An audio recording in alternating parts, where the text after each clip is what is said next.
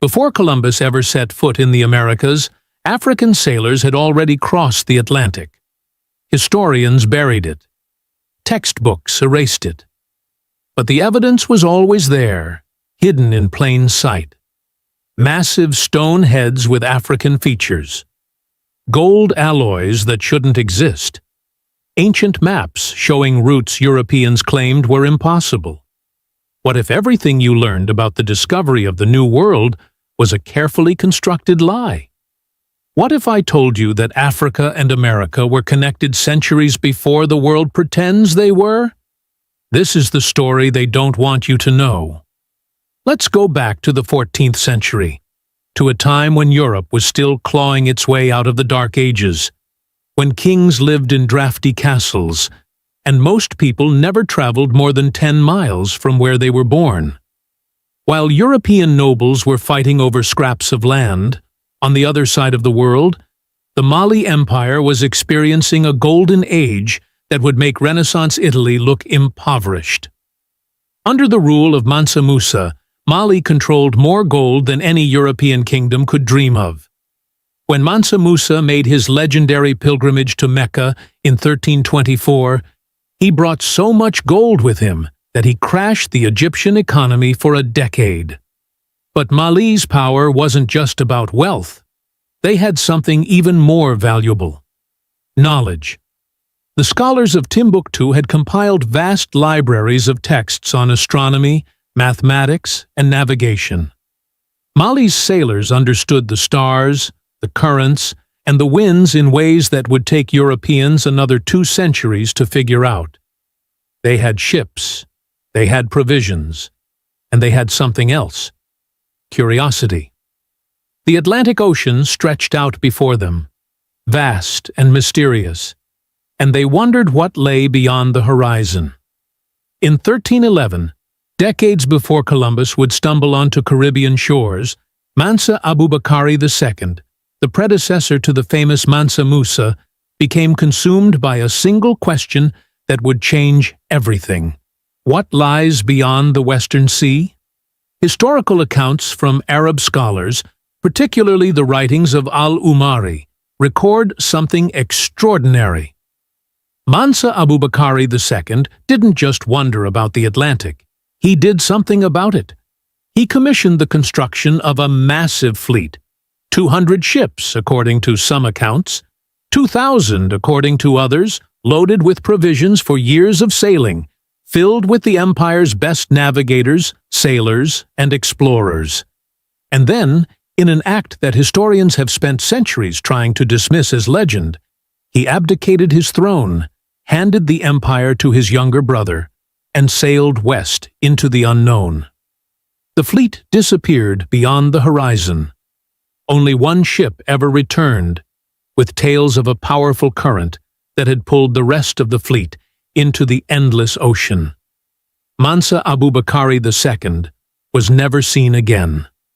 For centuries, this story was treated as mythology, a fanciful tale from African griots who supposedly couldn't distinguish between fact and fiction. European historians, when they acknowledged the account at all, dismissed it with a patronizing shake of their heads. Africans crossing the Atlantic? Impossible. They didn't have the technology, the knowledge, or the capability. This dismissal wasn't just academic skepticism. It was necessary, because the entire architecture of colonialism, the entire justification for the Atlantic slave trade, rested on a single foundational lie: that Africans were primitive people without history, without achievement, without the capacity for the kind of exploration and empire building that defined civilization. If Africans had crossed the Atlantic before Europeans, if they had been explorers and navigators and empire builders, then what justification remained for enslaving them? So the story had to be myth. The evidence had to be ignored. And for 500 years, that's exactly what happened. But evidence has a funny way of refusing to stay buried. In 1862, in the dense jungles of southern Mexico, Workers clearing land stumbled upon something that would haunt archaeologists for the next century and a half. Buried in the earth were massive stone heads, some weighing up to 50 tons, carved with extraordinary skill from single blocks of basalt. But it wasn't their size that caused controversy. It was their faces. These heads had unmistakably African features: broad noses, full lips, strong jaw lines, and intricate braided hairstyles identical to traditional West African patterns. These were the Olmec heads, created by a civilization that thrived in Mesoamerica between 1500 and 400 BCE, more than 2,000 years before Columbus. The mainstream archaeological community immediately went into damage control. They proposed every explanation imaginable except the obvious one. Maybe it was just artistic expression. Maybe the Olmec sculptors just happened to prefer these features for aesthetic reasons. Maybe it was pure coincidence that these stone heads looked exactly like West African people, complete with hairstyles that matched specific West African braiding techniques. The explanations became increasingly convoluted, increasingly desperate. Some researchers suggested that the heads represented a mythical race or symbolic figures rather than actual people. Others claimed the features were being misinterpreted through a modern lens. But none of these explanations could account for one simple fact. These heads looked African because they depicted African people. And the Olmec heads were just the beginning. Botanists studying pre-Columbian plant species in the Americas began noticing something impossible. They found African bottle gourds in South American archaeological sites dating back thousands of years. They discovered cotton species with genetic markers that could only have originated in Africa. They found African yam varieties and other plants that had no business being in the Americas. These weren't plants that could have drifted across the ocean on currents or been carried by birds. DNA analysis confirmed their African origin beyond any doubt. The implications were staggering. Transatlantic contact between Africa and the Americas had occurred long before European involvement, perhaps for centuries or even millennia. The academic establishment doubled down on denial. They proposed increasingly elaborate theories involving ancient land bridges that geological evidence didn't support, or freak ocean currents that somehow carried seeds across thousands of miles of open water. Anything to avoid the simplest explanation: that Africans had sailed to the Americas and brought these plants with them. Because accepting that explanation meant rewriting everything.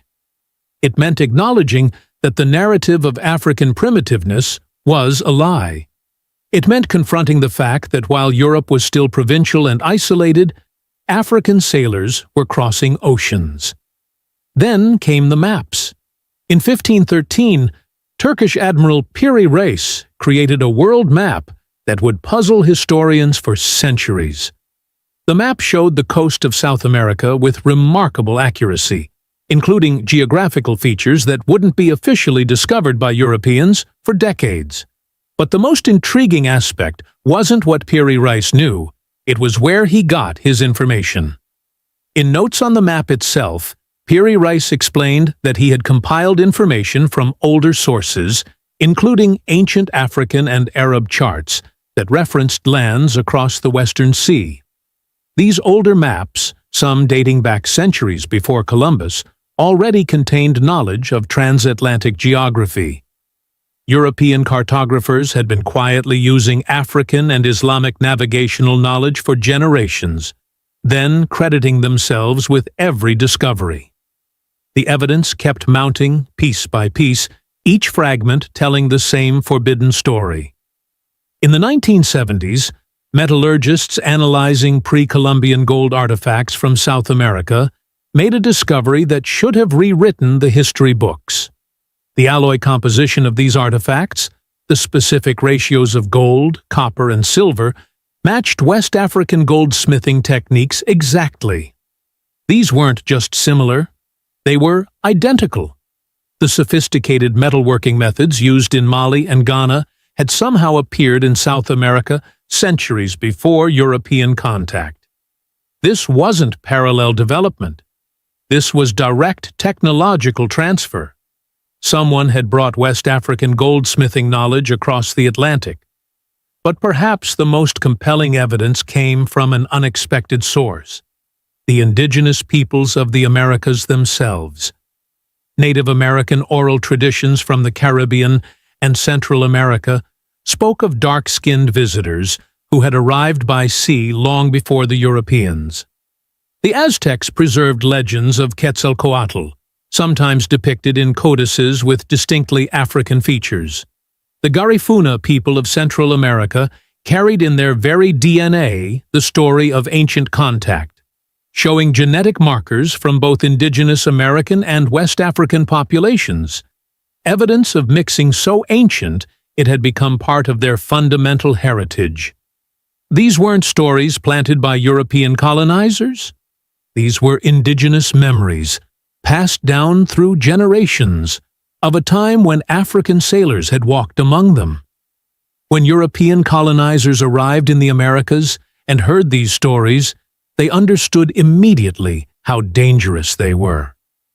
If indigenous peoples had oral traditions of pre-Columbian contact with Africans, if they remembered these visitors not as conquerors but as traders and explorers, then the entire justification for European colonization collapsed.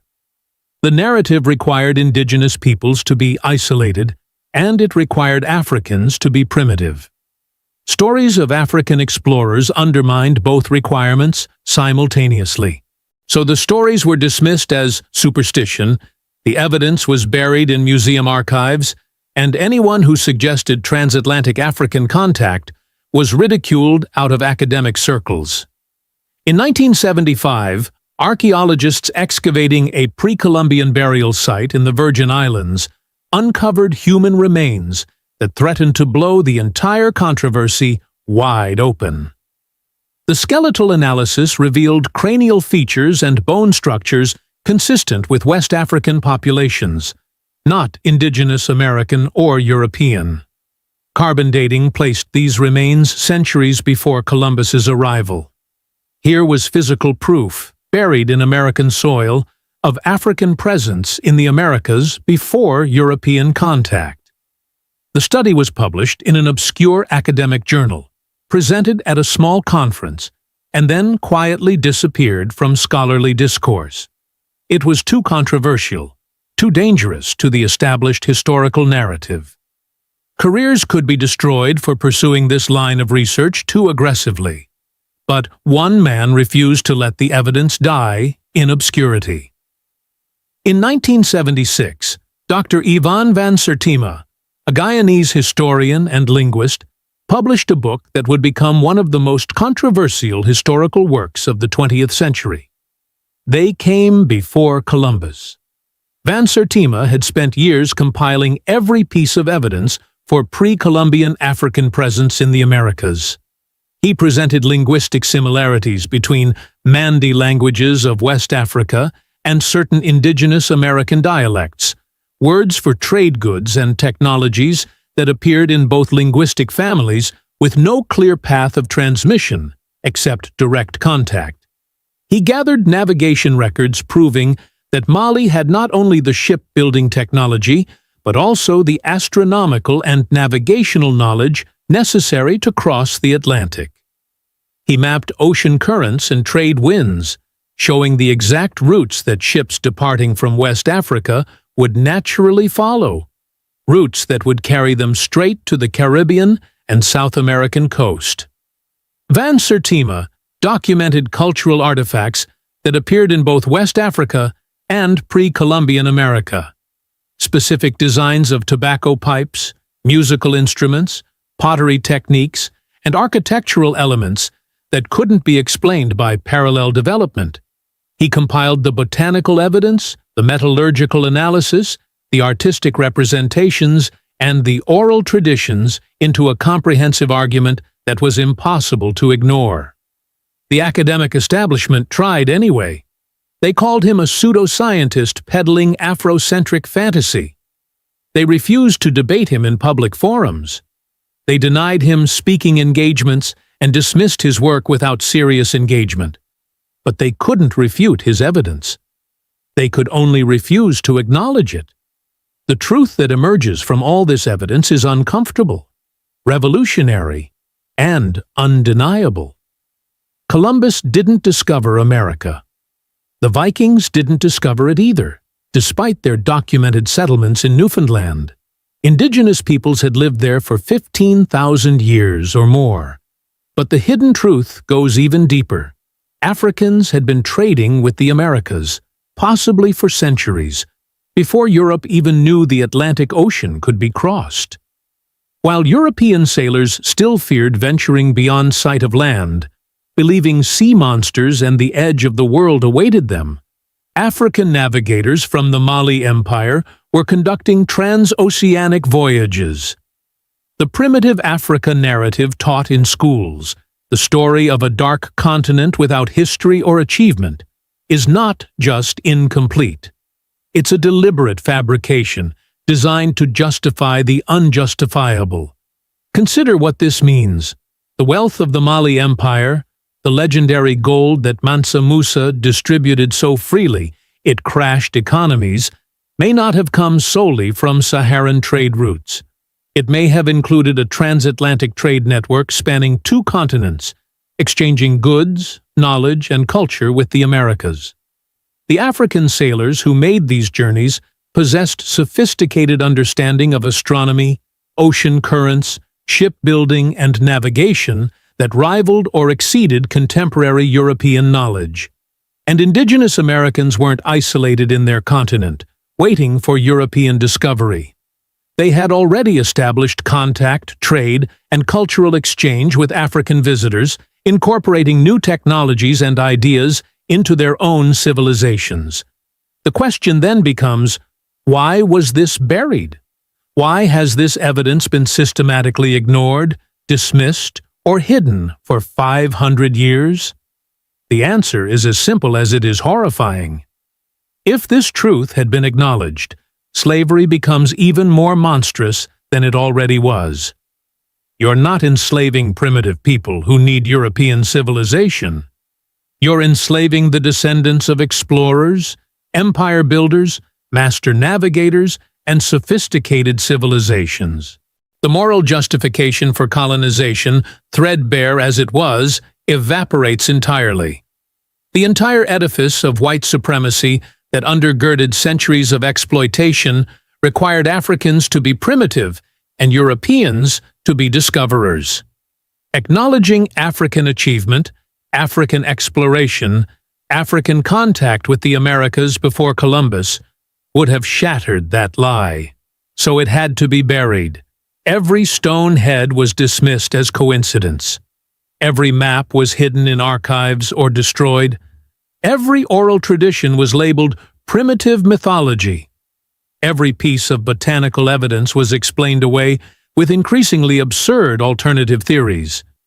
Every skeleton that told the wrong story was quietly reburied in museum storage, away from public view. This wasn't accidental. This wasn't innocent academic disagreement.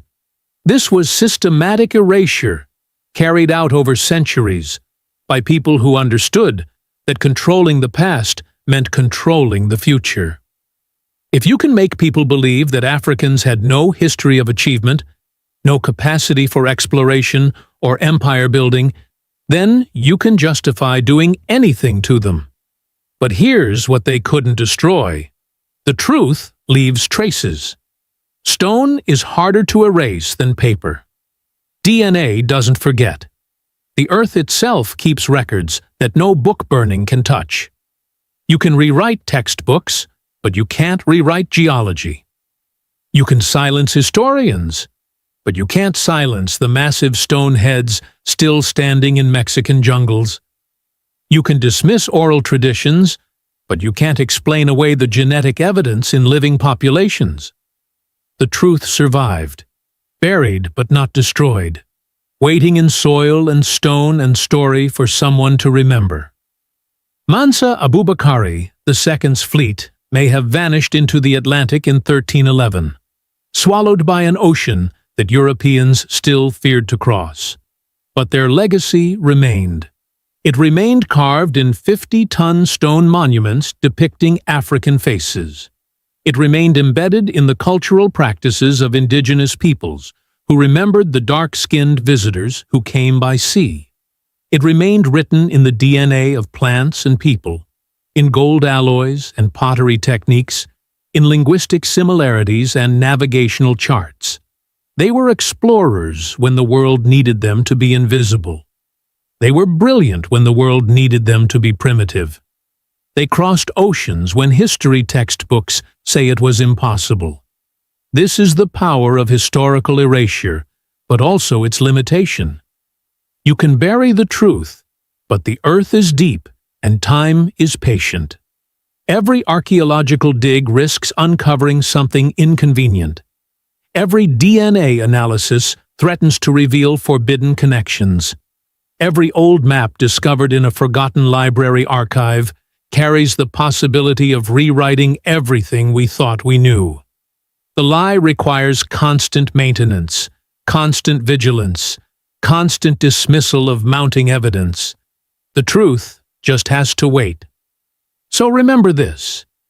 When someone tells you that Africans had no history of exploration, that they built no great civilizations, that they contributed nothing to world history before Europeans arrived, they're not just wrong. They're participating in a lie that required centuries of systematic effort to maintain. A lie that necessitated burning libraries, dismissing evidence, and silencing scholars. A lie that couldn't survive honest engagement with the archaeological, botanical, linguistic, and genetic record. The stone heads remain, watching over Mexican jungles with African faces. The DNA evidence remains, written in plants and people. The maps remain, tucked away in archives, showing knowledge that shouldn't exist. The oral traditions remain, preserved in indigenous communities that never forgot. And now the story remains in your mind, impossible to unknow. A piece of erased history restored. Mansa Abubakari II sailed into the unknown, searching for what lay beyond the Western Sea. What he found, we're only beginning to understand. But this much is certain. The connection between Africa and America existed long before 1492, carried on ships that history tried to forget, by sailors whose achievement the world refused to acknowledge. History isn't what happened. It's what we remember happened. And it's time we start remembering correctly. The truth was always there, hidden in plain sight, waiting for us to have the courage to see it.